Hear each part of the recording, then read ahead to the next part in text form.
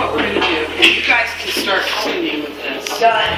All right, but you got to sit down so you understand what we're doing.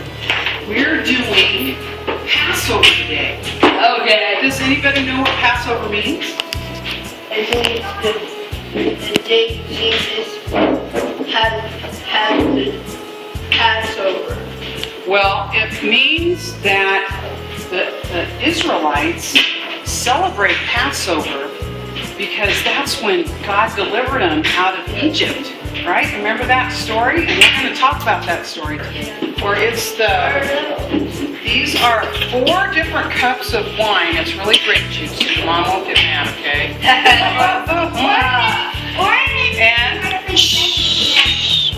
it's not sparkling cider, it's just grape juice. Oh, I love that. All just grape juice. Holy so Okay, we got matzo bread there, and we got lettuce, rolling lettuce, and we got onions, and we have, this is supposed to be a roasted bone, but it's chicken, so that's, I want that. that is a horseradish root. Whoa, And I'll tell you about that. That's part of our going to be part of our dinner, okay? And here's the 4 different cups of wine, okay? And each cup of wine has a specific meaning, okay? And they would drink all 4 cups of wine because they all have different meanings, okay? So right now the kids are still, are you guys done? Okay. No, there you go. Finishing up here a part of the feast, and it's called the charo set. CHAROSE. Now listen to what it is, okay? It's a mixture of chopped apples, walnuts, and red wine. Whoa. Except we're going to use grape juice. And now listen, when you grind it all up together, listen to what this stands for. So Passover that we're going to be celebrating today is when, Dale and I were talking about this earlier, it's when God delivered the Israelites out of Egypt. You guys know that? Here we go. Oh boy. Oh boy, that's looking good. Just pouring it. There you go. The white. Okay, now, Mr. Dale, can you get a big spoon over there? It's the first part of how you celebrate Passover. And it starts like several weeks before Passover, before the actual sit-down dinner meal and everything. But what happens is the Jewish people go through all their house and they have to find every single piece of bread or pizza or cookies or anything that was made with leavened, what is it called? Yeast. So this is what chametz is. That's what this is called. It's chametz. Can everybody say chametz? Sure. Chametz, okay? What? And it's on its way out for 8 whole days. They have to take it out of the house. They can't have any in there. And it's any food that's made of grain and water and has been allowed to ferment and rise for more than 18 minutes. Bread, cereal, cake, cookies, pizza, pasta, bagels, no bagels. No donuts for 8 days, nothing like that. Because all of these are perfect examples of chametz. And listen to this, so in fact, any processed food that is not certified kosher for Passover may include chametz ingredients, especially if it contains 1 of 5 grains: wheat, barley, spelt, oats, and rye. Those are no-nos. Not supposed to have those in the Jewish house. So we're going to go, and I have hidden some pieces of bread or chametz around this room, and we're going to gather them all up, okay? Great.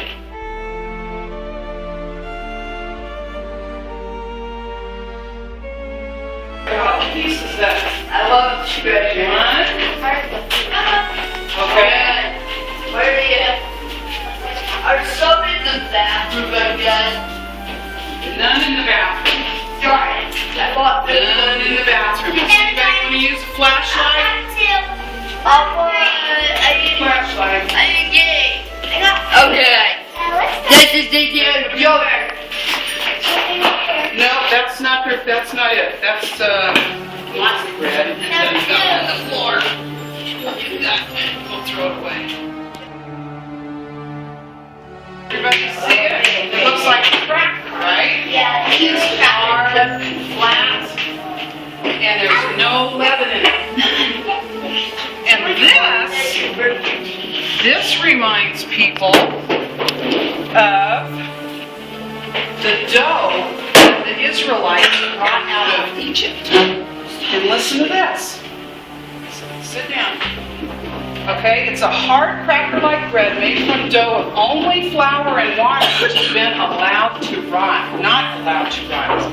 We eat matzah to remember how quickly we left Egypt and the pure faith we had in God that He would save us.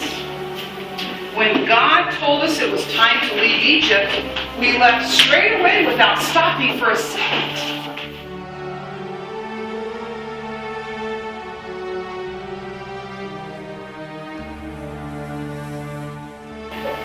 Okay, we have chicken, okay? This reminds us of the Passover offering we used to bring the Holy Spirit into the temple of Jerusalem. Wow, I didn't know that, did you? I did. Did you? I did. And then we have the beltza. The beltza. Can you say beltza? Beltza. And these are hard-boiled eggs. This reminds us of the festival offering which was brought to the holy temple on Passover. So boiled eggs. How cool is that? That's called beltza. I'm sorry, beltza. Beltza. Okay, next they had maror. Can you say that? Maror. And this was a horseradish root. And this is a very bitter herb. When you eat it, it makes you go. Yeah, you eat it for Very bitter. And they symbolize the harsh suffering and the bitter times that were endured when the Israelites were slaves in Egypt. Annie? Do you have to eat it? Every bit of it. Oh, I've never tried it. So, Never tried it. what we have here to kind of symbolize the horseradish root is we have some horseradish here. Has anybody ever had any horseradish mustard? I've never seen it on No. Yeah. I haven't tried it. It's kind of bitter, but it also, if you have a cold, maybe Miss Lynette should eat some of this. I've been cold. If you have a cold, it clears out your sinuses. I have a short throat. I have a cold. I'm gonna try it. Yeah. And so, Yeah. so that's.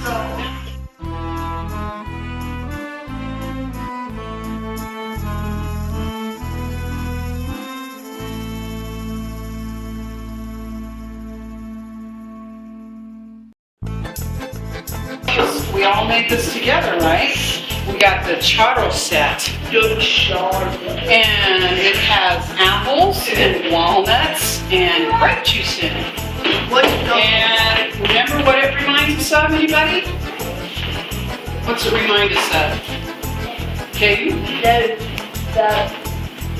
got us out of Egypt. Right? But what did the slaves have to make while they were in Egypt?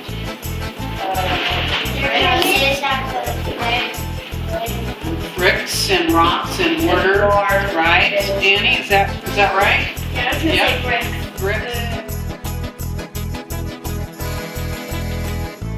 Carpets, okay? And this could be a small slice of onion, like this, boiled potato, or sprigs of parsley. And so you dip the onion into salt water at the beginning of the Seder, representing, listen to what this represents, okay? Listen, wait for it. This is what this represents. It represents the salty tears we cried when we were slaves. So if you smell this, smell it for me. Does it make you want to cry? Oh, that. Supposed to remind them of their tears. You don't want to cry? I did already. I need that.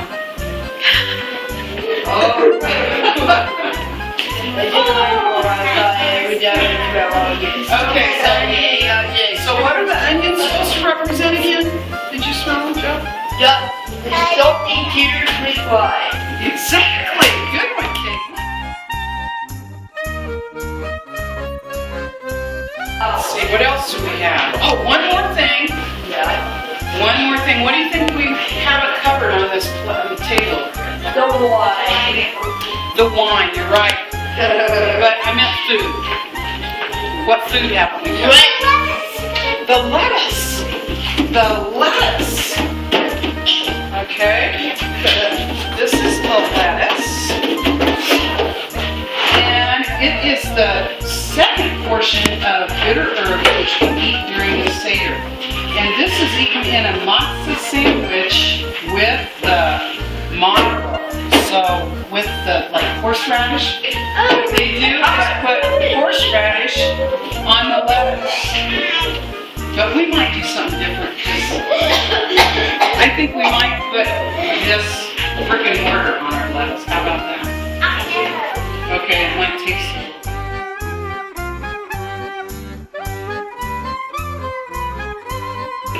And they light the candles, so pretend that we have candles. We'll turn our lights down a little bit.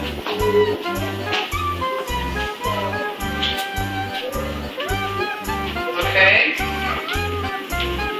And we're ready to begin the Passover Seder. And we have the cup of sanctification. It's the first one, and the word Kadash means sanctification, which means to set apart or make holy. And the Lord said He would take the Israelites out from Egypt, and He separated them, and therefore He sanctified them. Dale, would you come up here? The 4 cups of wine used in the Seder symbolize 4 distinct promises made by God in the Exodus 6 through 7. Go over by the table.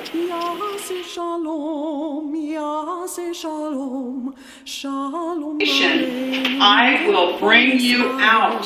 Bring me out of what? What do you think that means? Bring you out of Egypt. Okay. And the second.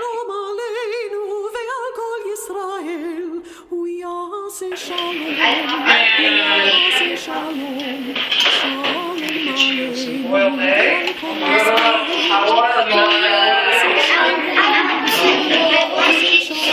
Okay. Can you hold this for me? Okay. So, I'm so I'm gonna get you some of this yummy brick and mortar stuff.